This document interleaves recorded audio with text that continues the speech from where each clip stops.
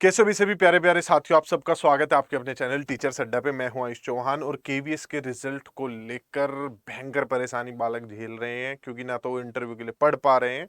उसके पीछे कारण क्या होता है कि जब तक कोई डेट, कोई एक एस्टिमेट आपके हाथ में नहीं होता है तो तैयारी करने का मन करता भी नहीं है। तो एक थोड़ा सा मैं आपको एस्टिमेट दे देता हूँ, चीज़ें समझा देता हूँ है क्या भाई मैटर।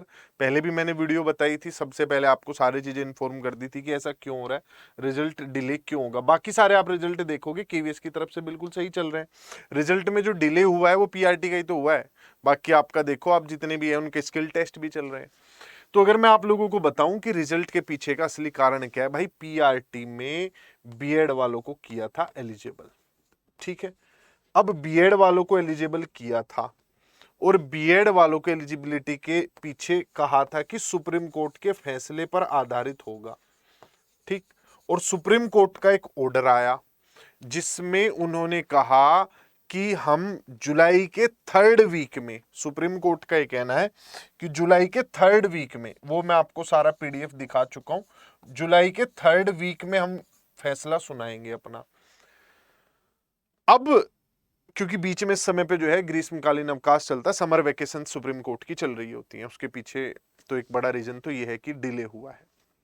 अब केवीएस वालों का ये कहना है कि हमने दोनों लिस्ट बना रखी है। मैंने तब भी बता दिया था आपको कि दोनों लिस्ट बना रखी हैं।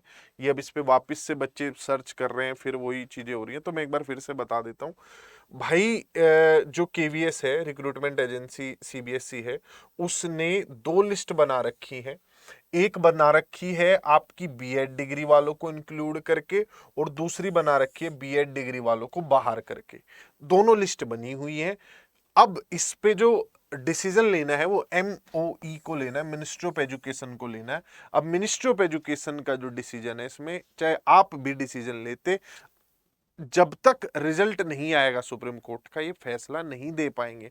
हाँ, इतना कर सकते हैं, आपको रिजल्ट दे दें और फिर बाद में बीएड वालों को रिजल्ट दे दिया, अभी तो बीएड वालों को भी शामिल करना पड़ेगा।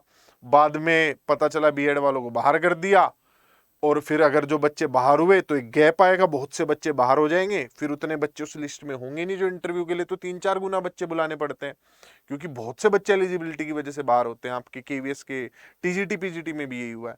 तो फिर से दोबारा नई लिस्ट निकालनी पड़ेगी और उसका एक अलग इंपैक्ट पड़ेगा। तो बीएड वालों का जब तक नहीं आ जाता तब तक नहीं होगा। हाँ, इन केस ये रिजल्ट दें और बीएड वाले भी उसमें शामिल रहे बाद में, तो फिर तो रिजल्ट स्मूथ जाएगा, कोई दिक्कत ही नहीं है। लेकिन बड़ा इफ है ना कि सुप्रीम कोर्ट बीएड वालों को अंदर रखता है कि बाहर रखता है, तो आने वाला टाइम ही बता पाएगा। आपके और मेरे इस पे बात करने से भी कुछ नहीं होगा कि कुछ निष्कर्ष निकल जाएगा, कुछ नहीं होगा, फैसला उनका ही होगा।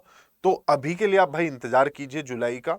आपके जो इंटरव्यू है वो लगभग आपको जो है अगस्त में देखने को मिलेंगे। कम से कम आपके इंटरव्यू अगस्त में होंगे। आप अभी अपने दूसरे एग्जाम्स की, जिनकी आप तैयारी कर रहे हैं, उनकी कीजिए, और तैयारी कर भी रहे हैं तो मैं 2-3 एग्जाम सजेस्ट कर सकता हूं। आप DSSB की तैयारी कीजिए। DSSB की तैयारी से ही आपकी EMRS और जो यूपी टीजीटी पीजीटी वाले आपने एग्जाम भरे होंगे वो इसी से कवर हो जाएंगे। ठीक है, तो ये वैकेंसीज हैं कुछ जिन पे आप अभी फोकस कर सकते हैं। बेवजह उस चीज के लिए बैठे रहने से कोई फायदा है नहीं। और जो बच्चे ऐसे हैं कि सिर्फ पीआरटी के लिए एलिजिबल हैं, टीजीटी पीजीटी का उनका नहीं है, तो आप सिर्फ DSSB पे फोकस कीजिए। आप बिहार से हैं तो बिहार वाली वैकेंसी पे फोकस कीजिए। मैं इंटरव्यू को कुछ दिन के लिए भूल जाओ, जुलाई में इसका रिजल्ट, और फिर अगस्त में जाकर कहीं इसका आपको इंटरव्यू डेट्स देखने को मिलेंगी। अभी लिस्ट आ भी गई तो पूरी होच पोच होगी, उथल पुथल। फिर तो अगर मान लिया जून में लिस्ट देते हैं, मेरे ख्याल से फिर इंटरव्यू करवाएंगे सुप्रीम कोर्ट के फैसले के बाद, तो लेट ही होगी चीजें।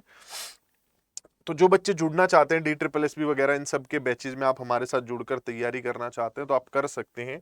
इसके लिए मैं आपको एक छोटा सा नंबर दे देता हूं, आप उस पर संपर्क कीजिएगा। और कोई भी आपको डाउट वगैरह हो तो आप किसी भी बैच रिलेटेड आपको कोई इन्फॉर्मेशन चाहिए होगी तो आप इस नंबर पे फोन करके जुड़ सकते हैं।